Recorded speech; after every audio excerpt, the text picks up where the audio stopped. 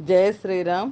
शुक्लांबरधरं विष्णुं शशिवर्णं चतुर्भुजं प्रसन्नवदनं ध्यायेत् सर्वविघ्नोपशान्तये। रामाय रामभद्राय रामचन्द्राय वेधसे रघुनाथाय नाथाय సీతాయాః పతయే నమః. వాల్మీకి రామాయణం శ్రీ పుల్లల శ్రీరామచంద్రుడు గారు తెలుగు చేసింది అరణ్యకాండం 25వ సర్గలో ఉన్నాం. యుద్ధానికి వచ్చిన రాక్షసులను శ్రీరాముడు సంహరించుట. ఖరుడు తన ముందు నడిచి వచ్చు సైనికులతో కూడా కలిసి ఆశ్రమం చేరి అక్కడ క్రుద్ధుడై ధనస్సును నేలపై నిలబెట్టి పట్టుకుని ఉన్న శత్రు సంహారకుడైన శ్రీరాముని చూచెను.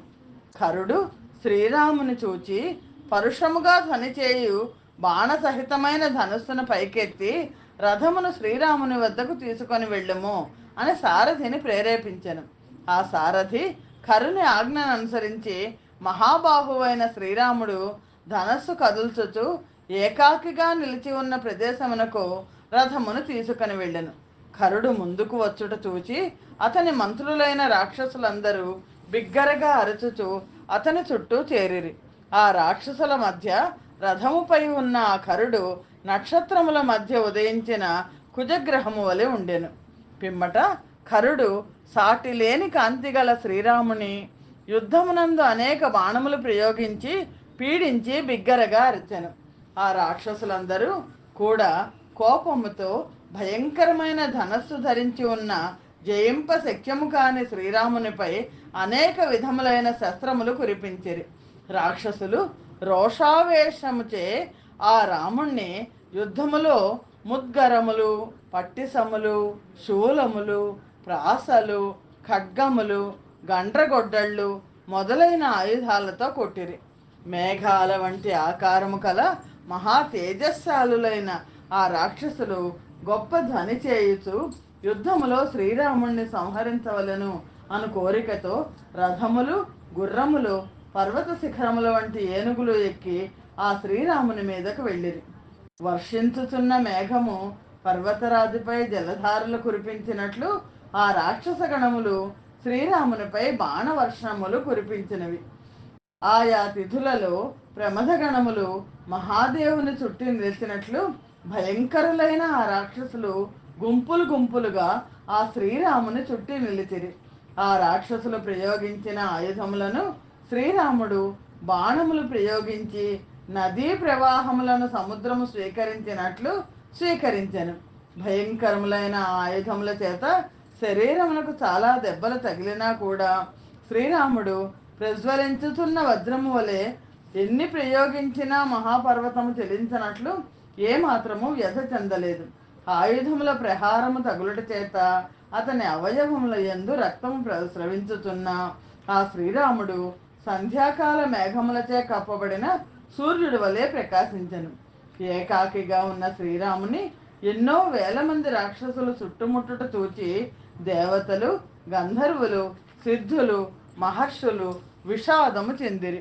రాక్షసులు ఈ విధముగా దాడి చేయగా శ్రీరాముడు చాలా కోపించి ధనస్సును మండలాకారముగా ఉండునట్లు వంచి వందల కొలది, వేల కొలది వాడి అయిన బాణాలను విడిచెను. యుద్ధములో నివారింప శక్యము కానివి, సహించుటకు శక్యము కానివి, యమదండముతో సమానములు, వంకరగా కూడా తిన్నగా పోవునవి అయిన బాణములను రాముడు అనాయాసముగా ప్రయోగించెను. శ్రీరాముడు అనాయాసముగా శత్రు సైన్యముల మీద విడిచిన బాణములు యముడు ప్రయోగించిన పాశముల వలె రాక్షసుల ప్రాణములను హరించినవి. ఆ బాణములు రాక్షసుల దేహములను ఛేదించి బయటకు వచ్చి రక్తము చేత పూయబడినవై ఆకాశమునందు ప్రజ్వలించుతున్న అగ్నితో సమానమైన తేజస్సుతో ప్రకాశించెను. మండలాకారముగా ఉన్న శ్రీరాముని ధనుస్సు నుండి చాలా భయంకరములైన బాణములు లెక్క పెట్టుటకు శక్యము కాని సంఖ్యలో బయల్వెడలి రాక్షసుల ప్రాణములను హరించెను. యుద్ధములో శ్రీరాముడు ఆ బాణములతో వందల కొలది, వేల కొలది ధనుస్సులను, ధ్వజముల అగ్రములను, కవచములను, శిరస్సులను, ఆభరణములతో కూడిన బాహువులను, ఏనుగు తొండముల వంటి తొడలను ఛేదించెను. శ్రీరాముడు ఆ యుద్ధములో బంగారు అలంకారములు గల రథములకు కట్టిన అశ్వములను, రథ సారథులను, గజములను, గజములనెక్కిన యోధులను, గుర్రములను, వాటిపైకెక్కిన రోజులను, కాలిబంట్లను చంపి యమలోకమునకు పంపెను. పిమ్మట ఆ రాక్షసులు నాళీక బాణముల చేతను, నారాచముల చేతను, తీక్ష్ణమైన అగ్రభాగములు కల వికర్ణి బాణముల చేతను ఛేదింపబడుచున్న వారే భయము కలుగునట్లుగాను దీనముగాను అరిచిరి. రాముడు ఆ విధముగా మర్మస్థానములను ఛేదించు బాణములతో పీడించగా ఆ సైన్యము అగ్నిచేత కాల్చబడిన ఎండిపోయిన వనము వలె నశించెను.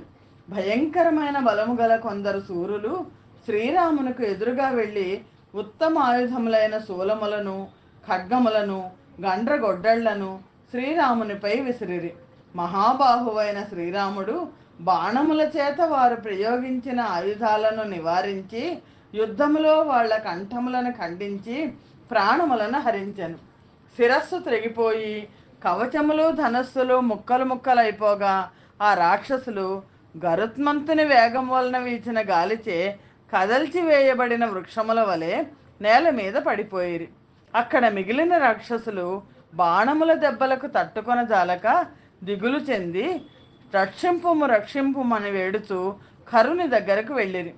దూషణుడు ఆ రాక్షసులనందరినీ ఓదార్చి తన వెంట పెట్టుకుని యముడు రుద్రుని మీదకు వెళ్ళినట్లు కోపముతో శ్రీరాముని మీదకు వెళ్ళెను.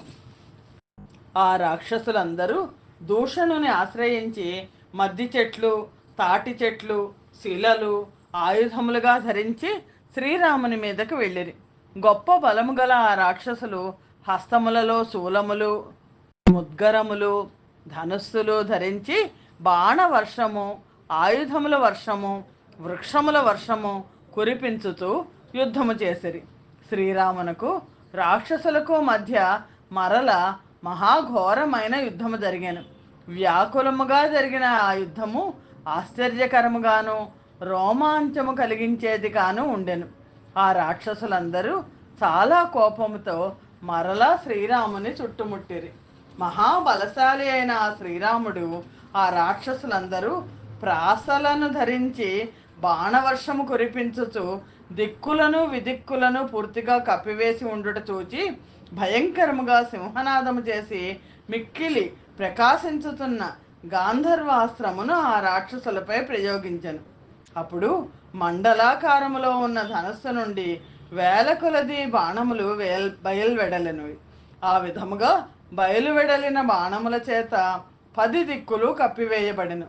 బాణముల చేత పీడితులైన ఆ రాక్షసులకు శ్రీరాముడు బాణములు పైకి తీయుట కానీ, ధనస్సు లాగుట కానీ, వాటిని విడుచుట కానీ కనబడలేదు.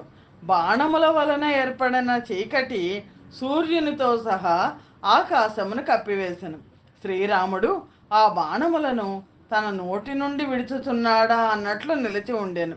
గుంపులు గుంపులుగా చంపబడిన రాక్షసుల చేతను, గుంపులు గుంపులుగా పడి ఉన్న రాక్షసుల చేతను, గుంపులు గుంపులుగా పడుచున్న రాక్షసుల చేతను భూమి కప్పబడి ఉండెను. రాక్షసులు వేల సంఖ్యలో చచ్చిపడి ఉండిరి. కొందరు అవయవములు తెగి పడి ఉండిరి. కొందరు నరకబడి, కొందరు బ్రద్దలు కొట్టబడి, మరికొందరు చీల్చబడి పడి ఉండిరి. శ్రీరాముని బాణముల చేత ఛేదింపబడిన తలపాగాలతో కూడిన తలలు, పురులతో కూడిన బాహువులు, తొడలు, మోకాళ్ళు, అనేక ఆకారముల్లో ఉన్న అలంకారములు, అనేక అశ్వములు, ఉత్తమ గజములు, రథములు, చామరములు, ఛత్రములు, అనేక విధములైన ధ్వజములు, విచిత్రములైన శూలములు, పట్టిసములు, ఖడ్గములు, ప్రాసలు, గండ్రగొడ్డళ్ళు, చూర్ణమైపోయిన శిలలు, చిత్రములైన శరములు అంతటా పడి ఉండుటచే ఆ యుద్ధభూమి చాలా భయంకరముగా ఉండెను. శ్రీమద్ రామాయణం నందలి అరణ్యకాండలోని 25వ సర్గము సమాప్తము. స్వస్తి ప్రజాభ్య పరిపాలయంతాం న్యాయేన మార్గేణ మహిం మహిషాః. గోబ్రాహ్మణేభ్య శుభమస్తు నిత్యం. లోకా సమస్తా సుఖినో భవంతు. సర్వం శ్రీరామార్పణమస్తు. జయ శ్రీరామ్.